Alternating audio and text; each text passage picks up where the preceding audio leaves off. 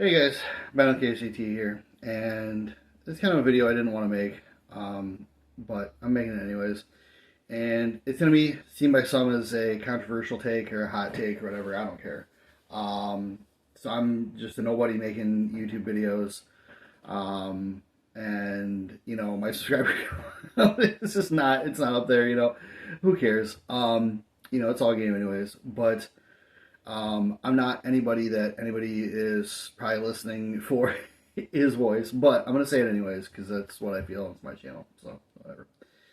But I think I am pretty much done with the thumb.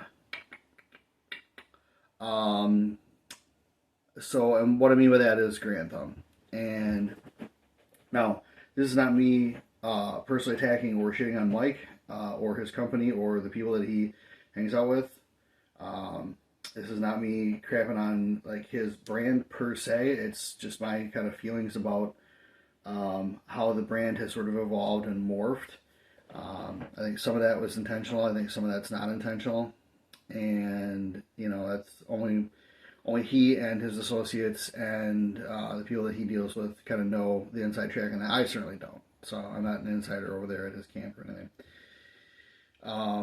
But I think over the years, Grand Thumb has done an amazing job putting out content. I think that there's been a lot of really, really good stuff out there.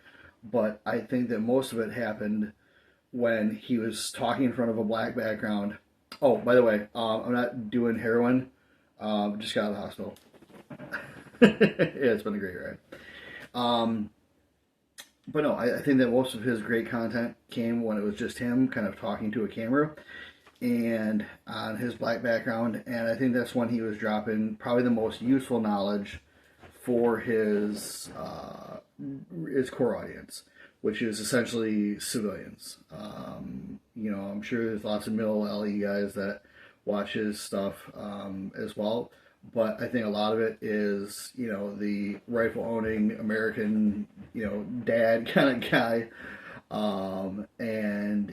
Talking about when you're talking about holsters, when you're talking about drills, when you're talking about weapons that the average Joe can attain, or something that maybe is slightly outside of their sphere of attainment per se. That's kind of interesting. I do think that some of the stuff that he's done recently is kind of interesting. With some of the select fire stuff being something that is harder for civilians to own. And I think it's kind of cool to kind of take a peek onto that side of the world. When you look at that side of the house, he's got a lot of interesting things and connections and stuff that allow him to show a lot of cool things. But at the same time, I think that there's been kind of a general degradation in not necessarily the quality of the information that's being provided, but a lot of it is coming sort of at the expense. It's almost like being a NASCAR driver, and you're doing what you do, and then next thing you know, your car is covered in branding labels, and your jumpsuit is covered in everyone's patches and labels and stuff like that. So a lot of the information is sort of filtered through that, where a lot of the stuff, and it's being covered more by other content creators. So there's Focus Trip, and there's a bunch of other guys out there that are talking about like Big Daddy Unlimited. I know VSO Gun Channel. I know Kurt over there did a great expose on them. We're talking about stuff like just the affiliation with different companies, Primary Arms, AAC, stuff like that. And again, there's nothing wrong with making money doing what you love, and obviously he loves doing the content creation angle.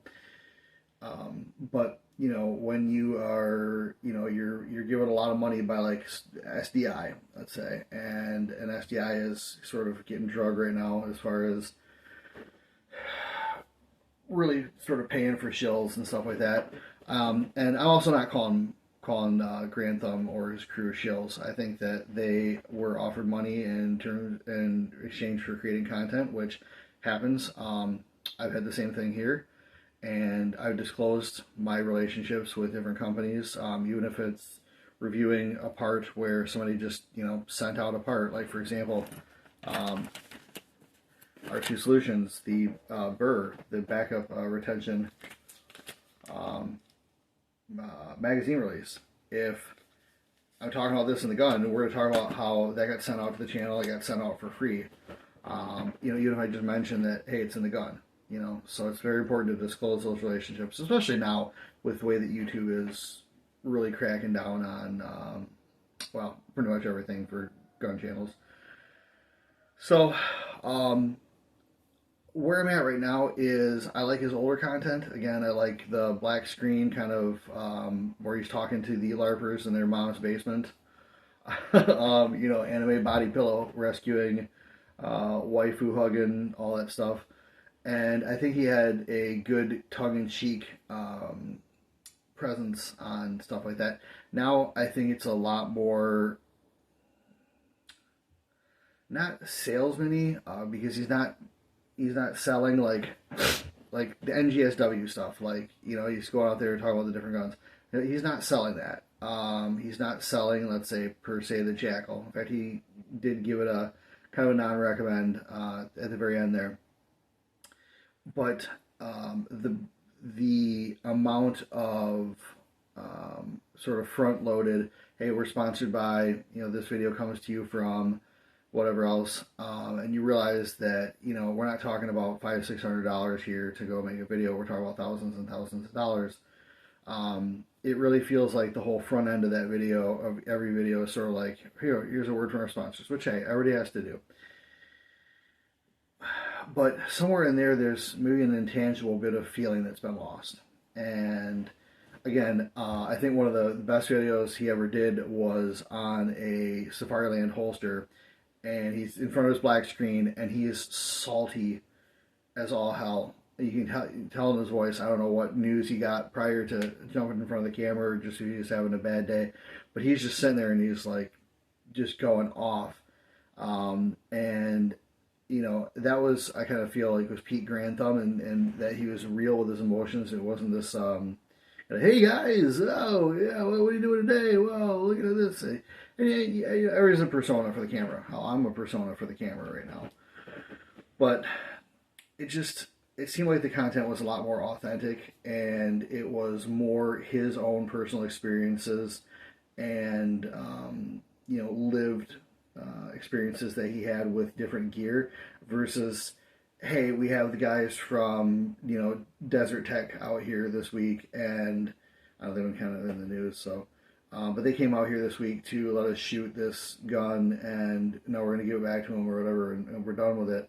Where I think a lot of the videos have come down to, it's like, we went out shooting for a weekend with Group X, shot their gun, recorded all the footage and B-roll and all that, and that's the video. You're not going to get any more, there's nothing else beyond that. There's no real follow-up, because they go on and do their own thing. He goes on and does his own thing. So, in the grand scheme of things, does this matter to you? No, not in the slightest. Not really. If you feel the way that I feel, then maybe stick to the content that he's already made and stuff that you find interesting and valuable. And because I saw he just dropped the M79 little bloop tube video, and I was like, yeah, I kind of want to watch it, but I'm also kind of not feeling it. Number one, I'm not going to own one of those. Number two, I don't know, it didn't seem that interesting to me. It wasn't something I really cared about. Now, had he dropped this back in his old days, I think I would have been more on board with it, just because the tone would have been different. It would have been more raw. And you also notice that it wasn't like a bunch of front-loaded sponsorships either back in the day. It was really just, hey, here we are. Here's a here's a Safariland UBL. Let's go talk about it. So I think that there's still a lot of good that he does for the gun community. I think that there is still a lot of good content that he puts out that people are interested in and that they want to see. It's just not necessarily my bag of tea anymore. Bag of tea. Cup of tea? Cup of noodles. Who knows? Anyways, so I know that this is probably going to get flamed and ratioed and whatever. I don't really care. I know that there's about 8 billion more like Garand Thumb supporters than there are people that even follow my channel, and probably half the people that follow the channel hate me anyways. But I don't care.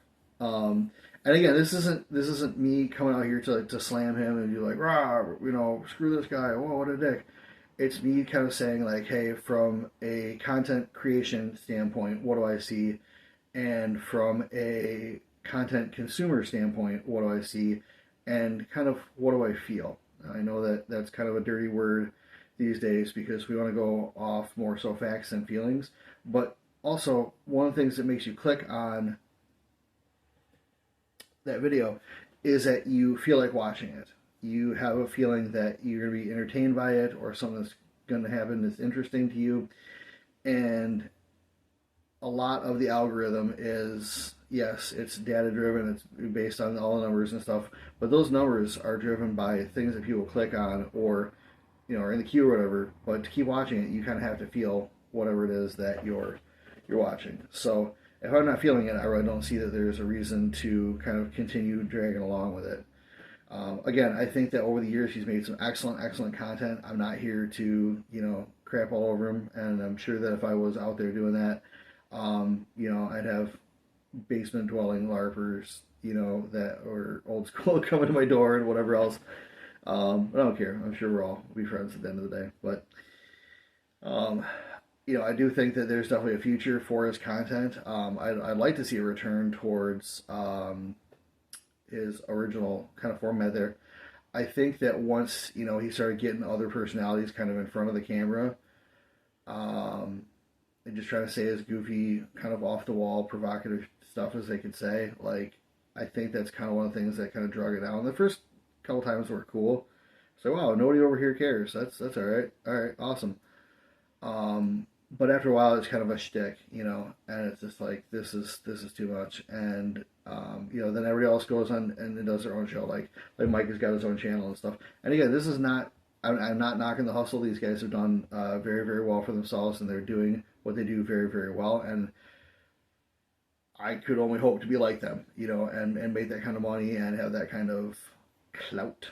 But it's one of those things where I think that for me was kind of the downfall when other people started getting not necessarily involved, because obviously Garand Thumb is a process, it's a crew, it's a group of people that and some of them have been involved for a lot longer than they've been in front of the camera. But for me, I think that's kind of when it kind of started to decline a little bit and became less about Flannel Daddy and more about the kind of those interactions and stuff. And maybe you like that. Maybe you kind of feel the expanded sitcom nature of it is fun and entertaining and fresh and new, and I don't know.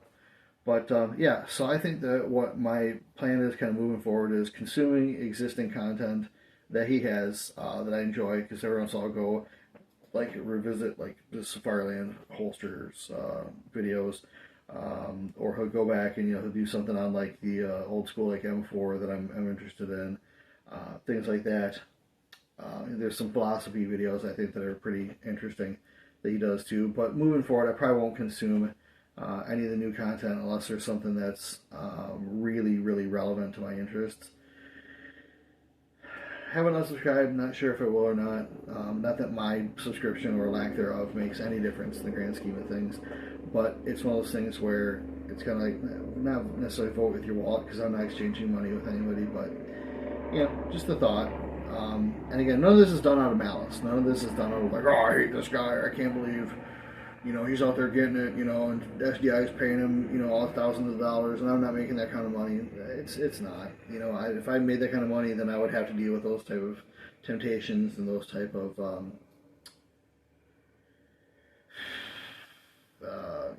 all that stuff that goes along with it. My brain is wandering the corridors of the dizzying heights of being paid by SDI. So maybe one of these days they'll hook me up. But anyways, guys, I think this has rambled on long enough. For those of you who stayed, definitely appreciate it. Maybe you just hate watched it and just sat there like, oh, I can't believe this motherfucker, this fat ass, he's over here, Flannel Daddy, He's not. This guy's not even on trend. Whatever. And I'm not mocking Mike for that. I know he's got some injuries and stuff like that. I think he's handled it pretty well and done some fun stuff with it too. Which is probably the best way to handle it, is to have a lighthearted approach to it. But really, guys, this is all I got for you. Like, share, comment, and subscribe if you feel like following my own content journey. And if not, yeah, no worries. I'm good without it. So have a great rest of your day, guys. Throw it in the comments. Let me know. Let other people know what you think about some guy, some nobody in his room going, I'm not watching that anymore. You know, and all that stuff. So more for you later. We'll see you.